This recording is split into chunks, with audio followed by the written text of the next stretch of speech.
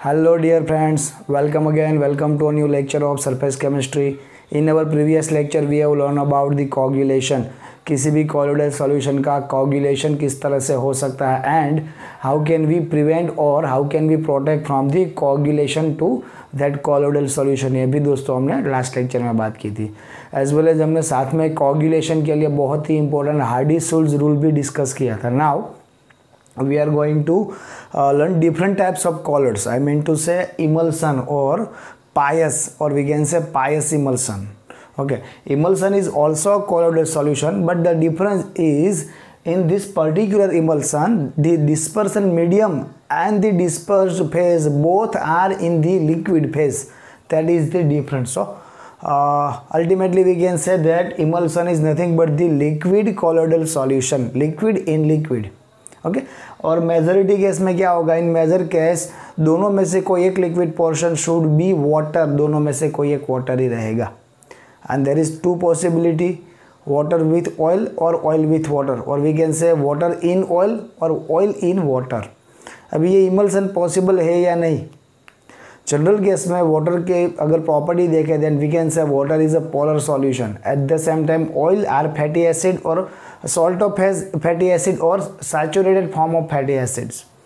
ज़्यादातर केस में वो क्या हो गया, वो सभी हो गए non polar. Water is polar, they are non polar.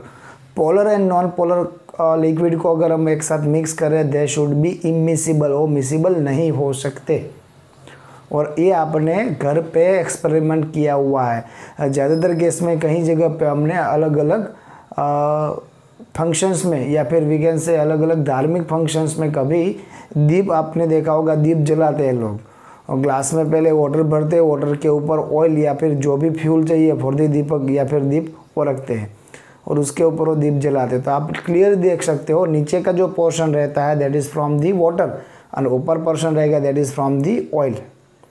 और ये दोनों मिसिबल नहीं होते. क्यों मिसिबल नहीं होते? Because polar and non polar liquids. अगर यही नॉन पोलर और पोलर लिक्विड में एक की क्वांटिटी कम रखे और दूसरे की क्वांटिटी ज़्यादा रखे और उसको ठीक से एकदम ठीक से उसको स्टीर करें या फिर शेक वेल करें तो पॉसिबिलिटी है जो ज़्यादा क्वांटिटी में they should be work as a dispersion medium और जो कम क्वांटिटी में that should be work as a dispersed phase. ये पॉसिबल है. हाँ, बट दिक्कत रहेगी after some time if you stabilize that solution तो फिर से वो दोनों लेयर क्या हो जाएंगे, फिर से दोनों लेयर अलग हो जाएंगे. तो फिर किस तरह से ये सॉल्यूशन बना सकते हैं? तो फिर यहाँ पे क्या करना पड़ेगा दोस्तों, इजीली ये दोनों लिक्विड अगर एक दूसरे के साथ मिसिबल नहीं हो रहे, कोलोइडल सॉल्यूशन फॉर्म नहीं कर पा रहे हैं, then we have to take help of one outer molecule और one outer component, third component. That third component should be make colloidal solution of this both liquid. ये दोनों लिक्विड की मदद से हम कोलोइडल सॉल्यूशन बना सकते हैं with the help of this third party or we can say this third component. This component is known as a emulsifier or emulsification agent. With help of this emulsification agent हम ये emulsion बना सकते हैं. चलो एक बार ये emulsion बनना possible हो गया. अभी emulsion कैसे हो सकते हैं? There are two types of emulsion are there. ज़्यादा क्वांटिटी रहेगी वाटर की और कम क्वांटिटी रहेगी ऑयल की. तो हम क्या कह सकते हैं, oil in water, I repeat, oil in water or oil oblique water. या सेकंड क्या पॉसिबिलिटी है, ज़्यादा क्वांटिटी रहेगी ऑयल की और कम क्वांटिटी होगी वाटर की. So we can say water in oil और वाटर ऑब्लिक ऑयल, ये दोनों हो सकते हैं. Okay, let us see. Emulsion is nothing but the colloidal solution with liquid plus liquid in the sense the dispersion medium and the dispersed phase both are in the liquid form. Then the dispersion of finely divided droplets in another liquid. Droplets mean liquid portions, liquid droplets. Okay, if a mixture of two immiscible, I repeat, a mixture of two immiscible or partially miscible is shaken, of course dispersion of one liquid in the other is obtained, which is called as a emulsion. इन दोनों को अगर एकदम ठीक से shake well करें, अगर आप घर पे ये एक्सपेरिमेंट कर सकते हो, you have to take one plastic बोतल के अंदर दोस्तों पानी भर दो, थोड़ी जगह रहने दो थोड़ा कम, और थोड़े ड्रॉप उसमें ऑयल ऐड करो, ढक्कन बंद कर दो, ठीक से शेक वेल करो, एकदम ठीक से उसको स्टीर करो. Then you can see crystal clear droplets of the oil particle in the water, तो वो आपका इमल्सन प्रिपेयर हो गया। बट द प्रॉब्लम इज वो स्टेबल नहीं है। After some time you will get again that both layer are differentiated. आप differentiate कर पाओगे this is oil and this is water. उसके पहले की बात है जब वो मिसिबल जब वो लेयर अलग नहीं होते तब उसका जो कंडीशन है उसको हम कह सकते हैं इमल्शन। और ज़्यादातर केस में emulsion is liquid plus liquid. In most of the case one of the liquid is water. In 99% case of the emulsion, one of the portion is water. Clear? So, okay. There are two types of emulsion are there. First is oil dispersed in water, or we can say oil in water. You can see यहाँ पे दोस्तों एक container रखा है। The background जो आपको background दिख रहा है, that background is जो अभी मैं जिसको आपको शोन कर रहा हूँ, this background is from water. और वाटर के अंदर जो आप ड्रॉपलेट देख रहे हो that droplet from oil. So we can say oil dispersed in water, और we can say oil in water, और we can say oil oblique water type. सभी तरह से आप लिख सकते हो। What are the example for this particular solutions? The example is milk and the vanishing cream. Milk and the vanishing cream is the example for the oil dispersed in water, or we can say oil oblique water, or we can say oil in water. अभी दोस्तों इससे एकदम opposite condition देखते हैं। The background is from oil. This given background is from oil, and the droplets of water is present there. The less quantity is from water. So we can say water dispersed in oil, or we can say water oblique oil, or we can say water in oil. The example for this particular emulsion is butter and the creams. They are the example for the water dispersed in oil. Vanishing cream भी sir cream है, यहाँ से अलग से cream लिखा है, इसको हमको कैसे आइडेंटिफाई करना है, कैसे जस्टिफाई करना है? Particular vanishing cream for the oil oblique water, और उसके अलावा क्रीम है उसको उसके लिए हम क्या कह सकते हैं? They are water in oil. So यहाँ पे दोस्तों आपको कोई दिक्कत होनी चाहिए नहीं। अभी ये तो हो गया ये टाइप्स ऑफ इमल्शन, और ये इमल्शन किसको कहते हैं। बट यहाँ से दोस्तों क्वेश्चन मार्क हमारे साथ कैरी कर रहा है, सर आपने ये बोला दोनों पोर्शन को, दोनों डिफरेंट इमिसिबल लिक्विड को एक साथ सेक्वेल करते हैं तो इमल्शन बनेगा। But we know that emulsion is not stable. वो स्टेबल नहीं है, थोड़ी देर में लेयर अलग हो जाएगी। परमानेंट इमल्शन बनाने के लिए क्या करना पड़ेगा? We have to add third component that is known as a emulsification और emulsifier agent, that is emulsifier agent. In general case क्या होगा दोस्तों? Suppose L2 is water, the bigger quantity is from water and L1 is oil.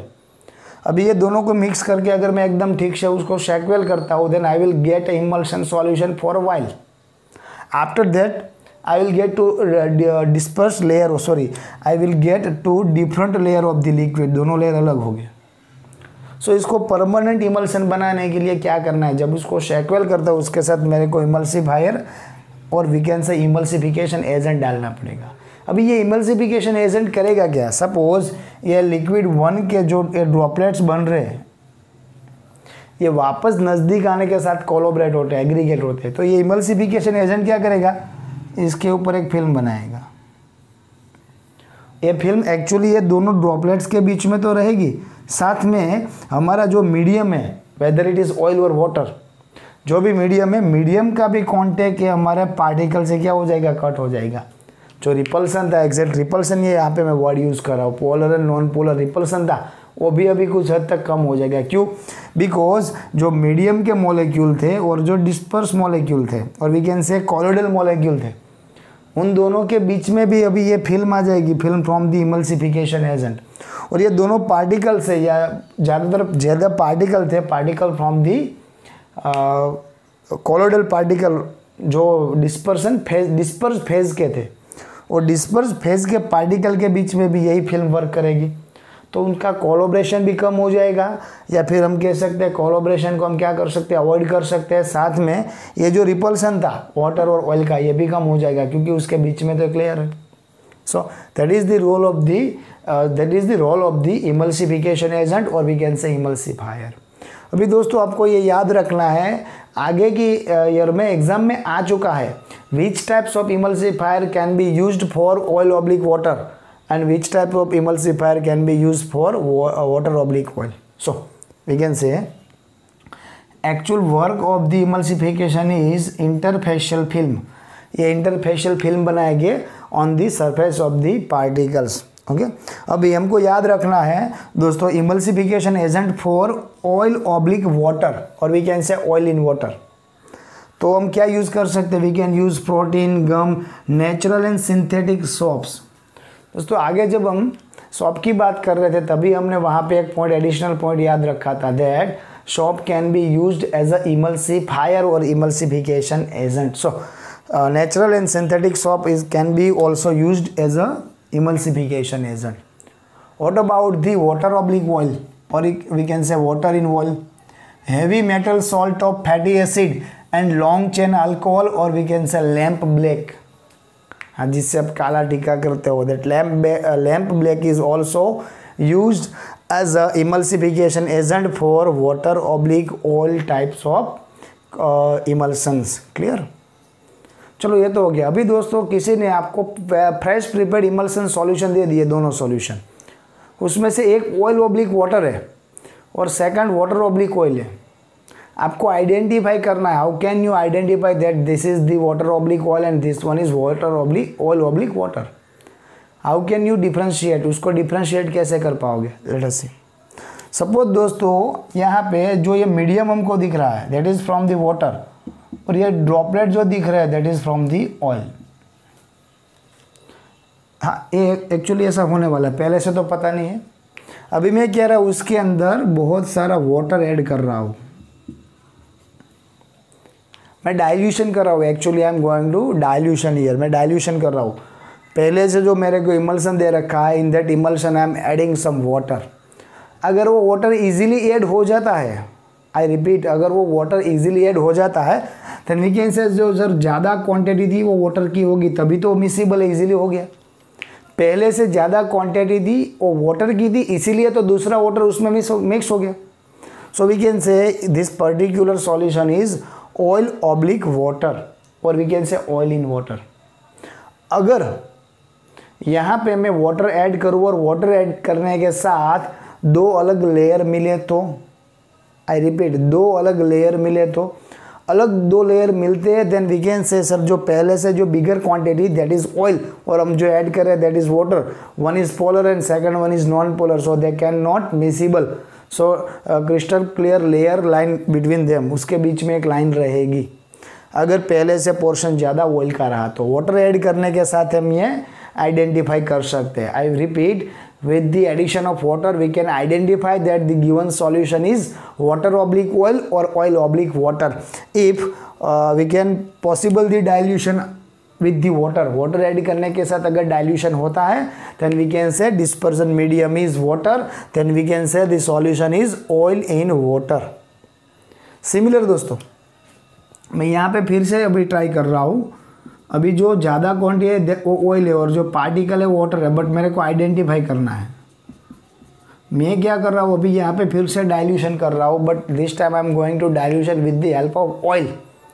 मैं oil add कर रहा हूँ. अगर पहले से जो बिगर क्वांटिटी थी, जो डिस्पर्सन मीडियम था, अगर वो ऑयल होगा तो दोस्तों क्या होने वाला है, तो सर इजीली वहाँ पे डाइल्यूशन हो जाएगा. ऑयल एंड ऑयल मिक्स है, but with the addition of oil अगर वहाँ से लेयर बनता है तो वी कैन से सर पहले वाटर था ज़्यादा क्वांटिटी में, अभी आप ऑयल ऐड कर रहे हो तो ये कौन सा रहेगा, ऑयल इन वाटर. बट अगर ऑयल के साथ डाइल्यूशन पॉसिबल है then we can say water in oil. So that's how we can identify the solutions. इसके साथ दोस्तों एक और क्वेश्चन मार्क रखा है, some properties as we discussed different properties of the colloidal solution, different types of colloidal solution, the properties of the emulsion is also there. but इसको दोस्तों थोड़ा शॉर्ट में वाइंड अप करना है, इसके लिए बहुत डेप्थ में जाने की ज़रूरत नहीं है, बट फिर भी the droplets in emulsion are often negatively charged. तो इसकी एक प्रॉपर्टी रहेगी, emulsion is are also with the charge particles. और ये चार्ज कौन सा होगा, ज़्यादातर केस में often that is negatively charge, ज़्यादातर केस में. और अगर उसको आपको उसका प्रेसिपिटेशन करना है या फिर कोagulation करना है, how can be coagulation of the emulsion? Again we can coagulate them और precipitate them by adding electrolyte, यहाँ पे ELE दिख रहा है, that is nothing but the electrolytes. तो जैसे हम दोस्तों लायोफोबिक सॉल्ट का कोagulation प्रेसिपिटेशन कर रहे थे, ऐसा इसका भी हो सकता है। इसके साथ जैसे लायोफोबिक और लायोफिलिक सॉल्ट की प्रॉपर्टीज थी, they shown Brownian motion, they shown Tyndall effect, is also with same with the emulsion. Emulsion की भी ये प्रॉपर्टी पॉसिबल है। दैट अभी इमल्शन को ब्रेकआउट करना है, इसको अलग करना है एकदम से, then we can emulsion can be broken into a constituent liquids by heating, freezing and centrifugation, और वी कैन से सेंट्रीफ्यूगिंग। तो इसको दोस्तों हम अलग कर सकते हैं। तो इसको ब्रोकन आउट, दोनों लिक्विड को ब्रोकन आउट भी कर सकते हैं। This are the identification and the properties of the emulsion. Clear. तो दोस्तों emulsion topic almost for the NCERT level यहाँ पे कंप्लीट हुआ है। अभी हमको थोड़े एग्जाम्पल देखने होंगे, कितने इमल्शन, कितने कॉलर्स हमारे सराउंडिंग में है, and some uses of the colloids. Okay, उसके बाद दोस्तों NCERT टॉपिक हमारा ये लेक्चर के साथ ये चैप्टर का खत्म होगा। So please be concentrated. Okay friends, now we are going to learn some colloids around us. हमारे आसपास में कई सारे कॉलर्स है, उसके बारे में अभी डिस्कस करनी है, जो डेली लाइफ में हम फील करते हैं, बट कहीं कभार हमको कंसेप्चुअली उसके बारे में ज़्यादा नॉलेज नहीं होता, सो हम उसको आइडेंटिफाई नहीं कर पाते। अभी हमारे जनरल नॉलेज को और ये particular knowledge from this chapter, इन दोनों को कोलैबोरेट करने का टाइम है। So first is blue colour of the sky. Yes, blue color of the sky is because of Tyndall effect, because of property of the colors. Yes, in the air, generally in the air, dust plus water particle in a suspended form in that atmosphere. Okay, ज़्यादातर case में dust plus water वहाँ पे suspended form में होगी। अभी क्या होगा, जब लाइट वहाँ पे पास होगी, लाइट स्कैटरिंग होगी फ्रॉम अ पर्टिकुलर एंगल, हम उसको लाइट स्कैटरिंग को देखेंगे तो हमको ब्लू कलर दिखेगा। That is nothing but the Tyndall effect. This colloidal particle can scatter the light. Clear? Then fog or mist and the rain. Fog, mist and rain are also the example of the colloids. ज़्यादातर case में दोस्तों अगर air की बात करें तो air में क्या होगा सर, एयर में डस्ट तो होगा ही होगा। नावाडेज डस्ट पार्टिकल अभी ज़्यादा है, पॉल्यूशन इंक्रीज हो रहा है। अभी वो डस्ट पार्टिकल विथ एयर कहीं कभार पर्टिकुलर इन विंटर सीजन हो, जब कोल्ड होते हैं, ठंडे होते हैं, cold below it's due point, उन सबका अपना ड्यू पॉइंट होता है, cold it's below it's due point, तभी क्या होगा, तभी वो पार्टिकल के ऊपर जो एटमॉस्फेयर का एयर का मॉइस्चर है वो कंडेंस होगा। I repeat, air with dust particle cold below it's due point, जब वो अपने ड्यू पॉइंट के बिलो रेंज पे कोल्ड हो गए तब एयर का मॉइस्चर उसके ऊपर अटैक करेगा, और एयर का मॉइस्चर उसके ऊपर जब अटैक करेगा then they convert into a droplets और ड्रॉपलेट्स ऑफ कॉलर्स, और कॉलर्स ड्रॉपलेट में कन्वर्ट हो जाएंगे। Then they are flew in the atmosphere, atmosphere में वो रहेंगे, जिसको हम ज़्यादातर केस में क्या बोलते हैं, fog and mist. Most of the case in the season of winter in early morning we feel the fog and the mist also. Clear. What about the rain? Rain किस तरह से कॉलर्स है sir? सी, ज़्यादातर case में rain के लिए, जो अभी सीजन चल रही है, ज़्यादातर केस में रेन के लिए, रेन के जो एरोसोल रहेंगे, आई रिपीट एरोसोल, अभी we are talking in the language of this particular chapters, this are the aerosols, जिसको हम बादल बोलते हैं। Aerosol are nothing but the small droplets of water suspended in air, suspension और suspended in air, small droplets of water. अभी ये small droplets of water किस तरह से बारिश में कन्वर्ट हो गए, रेन में कन्वर्ट हो गए, दैट वी हैव टू सी। ज़्यादातर केस में वो क्या करेंगे, अपर साइड जाएगी इन दी अपर एटमॉस्फेयर।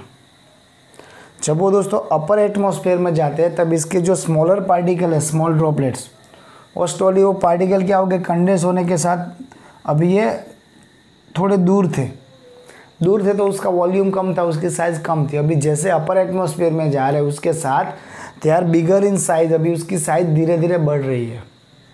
एक टाइम ऐसा आएगा they pass the range of the colloidal solution, और रेंज को पास कर जाएगी। बिगर इन साइज, जब साइज में बड़े हो जाएंगे तब वो क्या होगा, ग्रेविटेशनल फोर्स से नीचे खींचाएंगे और they convert into air, sorry convert into a water, that water we know as a rain. वो जो फॉल होगा waterfall, that is nothing but the rain. So फिर से aerosol, small droplets of water in the suspension of air, वो जैसे upper atmosphere में जाएंगे वो साइज में बड़े होते जाएंगे। जैसे जैसे उसकी साइज बढ़ती है एक टाइम ऐसा आएगा that they turn into a water, नीचे आएगी that water is known as a rain. एक और चीज़ भी है, कहीं कभार बहुत ज़्यादा ऊपर जाने की ज़रूरत नहीं है, उसके नीचे भी काम हो सकता है। कब काम हो सकता है? जब दो डिफरेंट चार्ज एरोसोल एक दूसरे के नज़दीक आए, दोनों का चार्ज डिफरेंट हो, suppose this is positively charge and this is negatively charge, और इन दोनों के बीच में जब कंडेंसेशन होगा या फिर इन दोनों के बीच में जब टक्कर होगी तभी क्या होगा सर? पॉजिटिव नेगेटिव चार्ज के लिए, चार्ज की वजह से वो कोलोइडल पार्टिकल का कोगुलेशन जल्दी हो जाएगा and they convert into a water. तो टक्कर के साथ वो as a water as a rain हमको मिलेंगे। आर्टिफिशियल रेन करनी है, बादल बन रहे हैं बट रेन हो नहीं रही है, जो अभी के सीज़न में हमने अभी तक फील किया था। तो artificial rain is possible, artificial rain हो सकते हैं। किस तरह से आर्टिफिशियल रेन होगी दोस्तों? ये जो कोई भी चार्ज, सपोज जितने भी एरोसोल दिख रहे हैं, जितने भी बादल दिख रहे हैं विथ सिमिलर चार्ज, तो उसके लिए क्या करना रहेगा? With the help of aeroplane हमको उससे अपर साइड पर जाने का, उससे भी ऊपर जाना पड़ेगा, और वहाँ से हमको क्या करना पड़ेगा? वहाँ से थ्रो करना है इलेक्ट्रीफाइड सैंड। बट ये इलेक्ट्रीफाइड सैंड जो ऊपर से हम थ्रो कर रहे हैं विथ अपोजिट चार्ज, उसका चार्ज अपोजिट होना चाहिए। If this aerosol with negative charge then we have to add electrically positively charge sand. अगर ये पॉजिटिवली चार्ज है तो हमको नेगेटिवली चार्ज सैंड वहाँ पे थ्रो करनी पड़ेगी। सेकंड, कोई सॉल भी आप अपोजिटली चार्ज सॉल भी ले सकते हो, सैंड की ज़रूरत नहीं, एरोसोल ले सकते हैं, different types of aerosol but with opposite charge. अगर उसका अपोजिट चार्ज इसके ऊपर थ्रो करेंगे तो भी यहाँ से कोगुलेशन होने के साथ रेन होने की पॉसिबिलिटी बढ़ जाएगी। That is the technique for the artificial rain. Okay, then food particles और food articles, most of the food, जितने भी हमको फूड मिल रहे हैं, whether it is milk, butter, halwa, ice cream etcetera, वो ज़्यादातर केस में दोस्तों कैसे फॉर्म में हो गया? ज़्यादातर केस में they are in the colloidal forms. General days में दोस्तों खाना खाते हैं, कपड़े पहनते हैं, कोई अभी मैं मार्कर यूज़ कर रहा हूँ, ink of this particular marker, furniture में देख रहा हूँ, most of that are in the colloidal form. Then the blood, yes, ये क्वेश्चन कई बार आ चुका है दोस्तों। Blood is the important example for the colloids. Blood colloids है या फिर कोलोइडल पर्सन है, कोलोइडल लिक्विड है, इसकी एक हम समझ लेने के लिए एक एग्जांपल देखते हैं। समझो कभी कहीं पे कट है, यहाँ पे कट आता है, then the possibility of bleeding, यहाँ पे ब्लीडिंग होगा sir. To stop that bleeding you can take help of alum, potash alum या फिर कोई अदर एलम ले सकते हो, और we can help of APCL the ferric chloride भी ले सकते हैं। उसके ऊपर थोड़ी देर के लिए थोड़ा वहाँ पे रब करना है या फिर थोड़ी क्वांटिटी उसके ऊपर रख देनी है।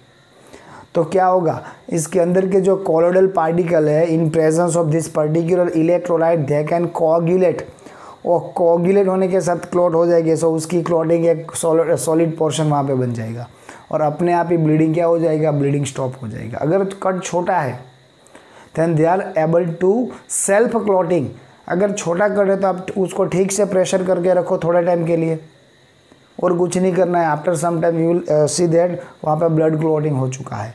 अगर बड़ा कट है तो हम एलम या फिर एपीसीएल दी फेरिक क्लोराइड की हेल्प ले सकते हैं। In presence of that particular electrolyte blood clotting is there, so we can say colloidal particle is present in the blood. So it is a colloidal solution of albuminate substance. This styptic action of alum, potash alum or any other alum and ferric chloride solution is due to the coagulation of blood forming a clot which stops further bleeding. In presence of this given electrolyte वहाँ पे क्या कर सकते हैं हम? Further bleeding को दोस्तों stop कर सकते हैं। रिपीट, फर्दर ब्लीडिंग को हम क्या कर सकते हैं? स्टॉप कर सकते हैं। That we see. Then soil, yes, soil is also a colloids, nothing but they are also a colloids. किस तरह से colloids है? So fertile soil are colloidal in nature in which humus act as a protective colloid, so that ये protective colloid की वजह से क्या कर सकते हैं? Soil can be adsorb nursing material or we can say fertile materials on account of colloidal nature. Soil adsorb of moisture and the nursing materials. So soil is also a colloidal solution or colloids simply. Formation of delta, this is somehow important. What is the formation of delta? उसके लिए दोस्तों हमको क्या करना पड़ेगा, suppose यहाँ पे कोई सी है, हिंद महासागर है सपोज, और यहाँ से कोई रिवर उसको मिलने जा रही है, ये कोई रिवर है। तो ज़्यादातर केस में आप ऐसे किसी भी स्थान पे जाते हो तो वहाँ पे आपको ज़्यादातर केस में गंदगी ज़्यादा मिलेगी, यहाँ पे मिट्टी बहुत सारी मिलेगी। What is the reason behind this coagulation? तो ज़्यादातर केस में जो दोस्तों रिवर है, रिवर का वाटर है, river water is nothing but the colloidal solution of the clay, और मिट्टी का कोलोइडल सॉल्यूशन है। Smallest particle of the clay is present in the river water.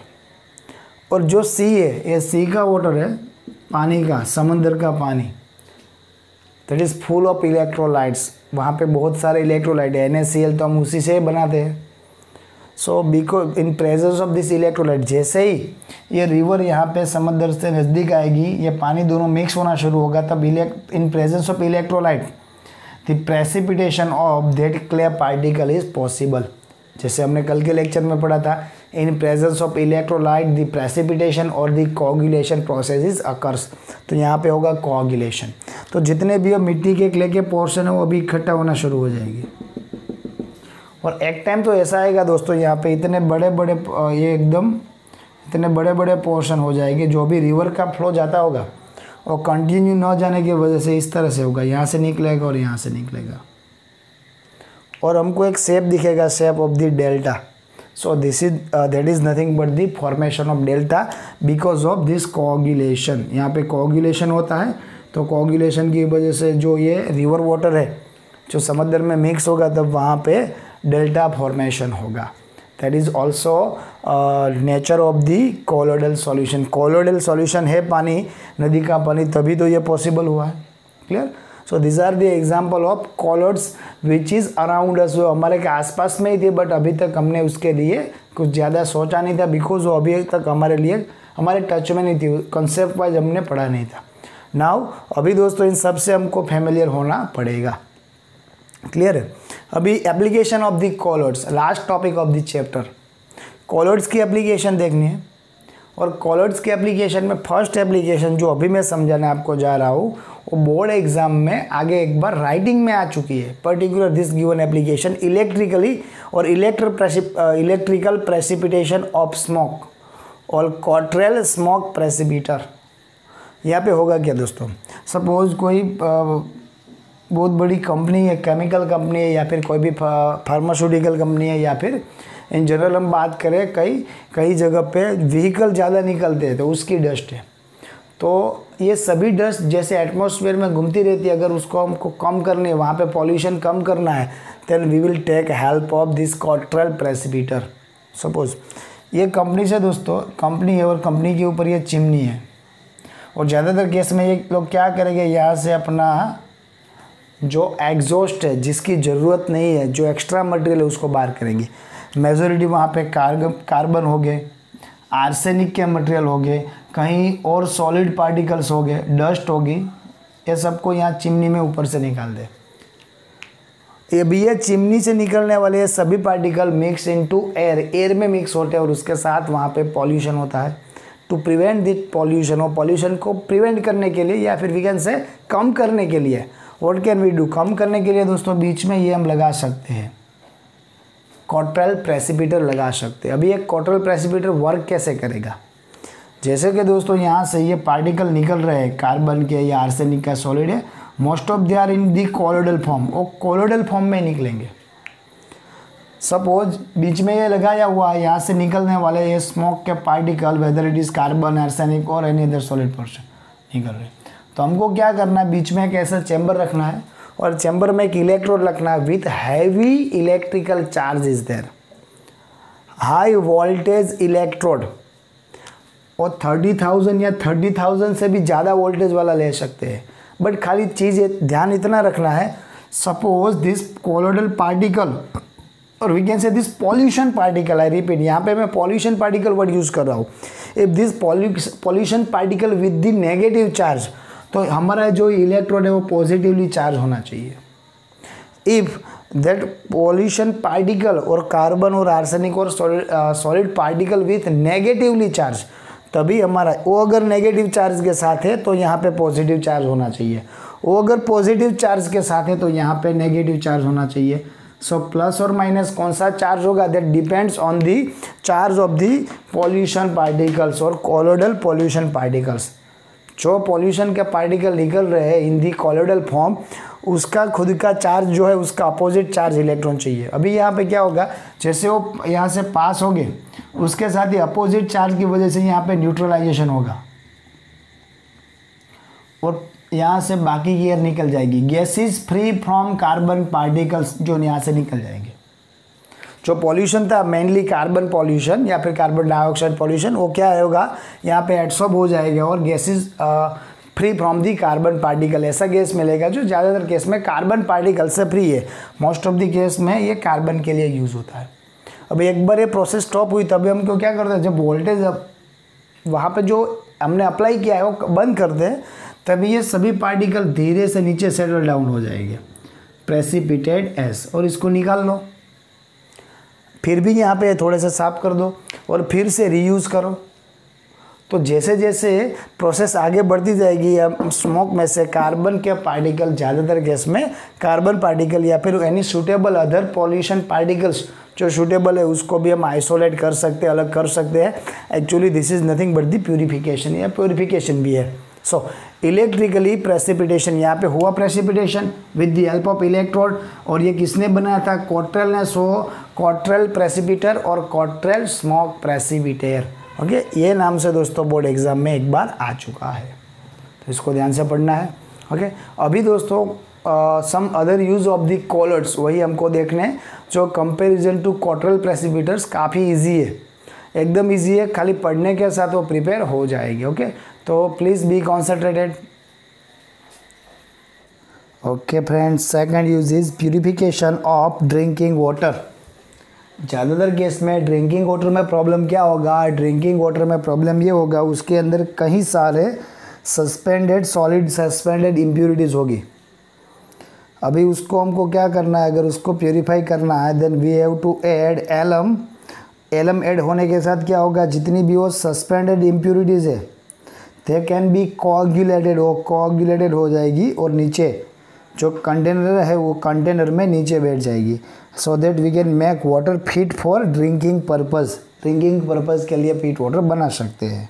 Then second is in the use of medicine.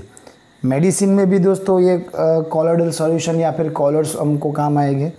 ज़्यादातर case में जो ज़्यादा suitable, ज़्यादा जल्दी से वर्क करने वाली मेडिसिन है, they are in the colloidal form. For example, argyrol is a silver sol used as an eye lotion. Argyrol, I repeat, MCQ में आ सकता है, argyrol is a silver sol used in eye lotion. as well as colloidal antimony is used in curing kala jar. What is kala jar? This is kala jar, not kala baजार। काला जार is nothing but the, जिसको हम बोलते हैं ना black fever, काला ताव, ब्लैक फीवर है। colloidal gold is used for intramuscular injections। Intramuscular injection में colloidal gold यूज़ हो सकता है। Milk of magnesia, the part of the Eno, जो अभी के दिन में ज़्यादातर यूज़ में होता है एसिडिटी के लिए। Milk of magnesia and emulsion is used for stomach disorders, particular like acidity and etcetera. colloidal medicines are more effective because they have a large surface area and therefore easily assimilated। उसका surface area दोस्तों ज़्यादा है तो easily use हो सकती है। Then another one is tanning। What is tanning? जो animal hide है, एनिमल लेदर, चमड़ा जिसको हम बोलते हैं हिंदी में, that animal hide is also colloidal solution. General case में वो कैसा कोलोइडल सॉल्यूशन है, कैसा कोलोइड से, colloids with the positive charge, positively charge colloid है। अभी ये पॉजिटिवली चार्ज कोलोइड को मैं किसी नेगेटिव चार्ज के कॉन्टेक्ट में लाऊँ तो सर वहाँ पे कोagulation होगा। सी, तो अभी यहाँ पे क्या हो रहा है, व्हेन अ हाइड और लेदर और वी कैन से, जिसको हम चमड़ा बोलते हैं, which has positively charge particle is soaked in tannin which contain negatively charge colloidal particles. So positive और नेगेटिव दोनों चार्ज एक साथ इकट्ठे हुए, then mutual coagulation take places, this result in the hardening of leather. वहाँ पे leather क्या होगा, हार्ड हो जाएगा, चमड़ा हार्ड बनेगा। This process is term as a tanning, इसको हम टैनिंग प्रोसेस बोलेंगे। और जो टैनिन बोल रहे हैं दैट टैनिन को टैनिक एसिड भी बोल सकते हैं, that you have to remember. Tannic acid के अल्टरनेटिव में कुछ है this, yes, chromium salts are also used in place of tannin. Chromium salt, chromium के डिफरेंट सॉल्ट जितने भी पॉसिबल है उसमें से सभी के सभी सॉल्ट टैनिन के अल्टरनेट नहीं है, बट पर्टिकुलर क्रोमियम के क्रोमेट सॉल्ट है, that are the alternative of the tanning. Then cleansing action of the soap and detergent which is already learn in this chapter, यही चैप्टर में भी हमने पढ़ा था और आगे एक चैप्टर में भी दोस्तों हमने ऑलरेडी ये पढ़ा हुआ है। Then photographic plates and films, nowadays अभी इसका यूज़ नहीं हो रहा है, अभी दोस्तों हमारे पास इलेक्ट्रिकल प्रिंटर्स आ चुके हैं, सो जल्दी से ये प्रिंटिंग प्रोसेस हो सकती है। बट अगर आप कुछ सालों पहले की बात करें तो वहाँ पे फोटोग्राफी करने के बाद एक वर्ड यूज़ होता था, रोल डेवलप के लिए दे रखा है, या फिर हिंदी में बोलते थे रोल धोने को दिया है, और गुजराती में बोलते थे फोटो धोवा है पोछे। अभी के दिन में ये यूज़ नहीं हो रहा है, बट फिर भी वहाँ पे ये कॉलर्स वर्क कर रहे थे। फोटोग्राफिक प्लेट्स और films are prepared by coating and emulsion on the of the light sensitive silver bromide. जो लाइट सेंसिटिव सिल्वर ब्रोमाइड है दोस्तों, उसको कोट करना है कहाँ पे, in gelatin over glass plates और सेल्यूलॉइड फिल्म्स। जो सेल्यूलॉइड फिल्म्स है या फिर ग्लास प्लेट्स है उसके ऊपर ये सेंसिटिव सिल्वर ब्रोमाइड का जिलेटिन के अंदर बनाया हुआ सॉल्यूशन हमको इम्प्लांट करना था।